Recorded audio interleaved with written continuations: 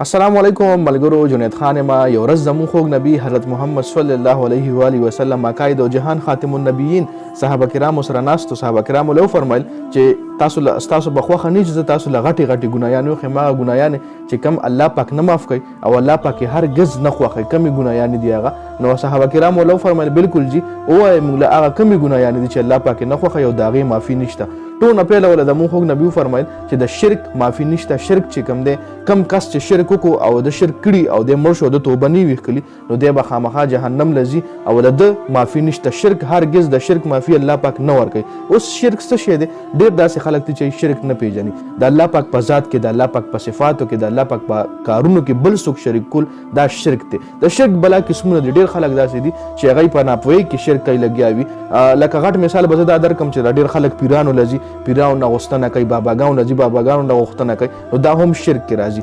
غیر شرعي تعویض لټکاول، غیر شرعي جاړ پول کول، غیر شرعي چې داسې دمي نو هغه جایز نه دی، هغه شرک کې راځي. نو ډېر زموږ داسې رونه خویندې دي چې هغوی د باباګانو له ډېر ځي، پیرانو له ډېر ځي، خو دا ټوټلي شرک کې راځي او د دې معافي الله پاک نه ورکوي. هرګز د دې معافي نشته. د دې سزا به هغه بنده خوري کوم بنده چې شرک کړي وي او د توبه ونه وکړه او د مړ شو نو خامخا به الله پاک دله سزا ورکوي. بل کومې داسې ګناهیان دي چې هغه الله پاک نه خوښوي او د هغې ډېره سخته ګناه ده.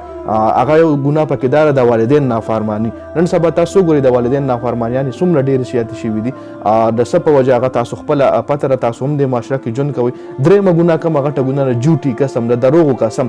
نن سبا تاسو ګورئ غټ نه غټ کاروباري، وړوکي نه وړوکي کاروباري بزنسمین ابه طالب باندې کله چې خپل شی خرڅوي نو پې غټ نه غټ قسم خوري. وایي به درله چې دمارې قسم یې چې دی کې زما 10 روپۍ ګټه او دی کې زما 15 روپۍ ګټه. البته داسې نه وي.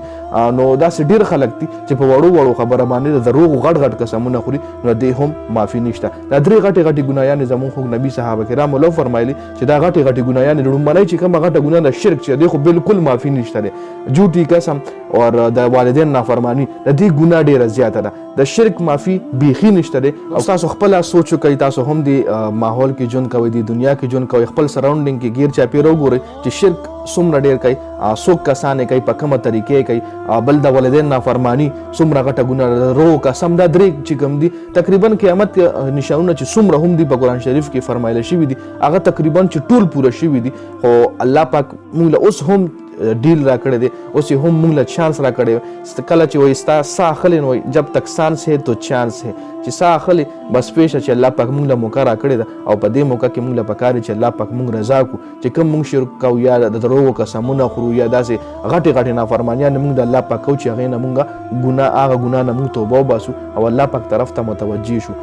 کینې تاسو وګورئ په دې دنیا کې، په خپل ماحول کې وګورئ، په خپل سراونډینګ کې چار چاپېره وګورئ څومره هم نشانیان قیامت باره کې بیان شوي دي په قرآن شریف کې مختلف احادیثو کې. نو هغه تقریبا میکسیمم چې کوم دي هغه پوره شوي دي. نو دا یو شارټ غونتې ویډیو وه، یو سټیټمنټ و، یو بیان و.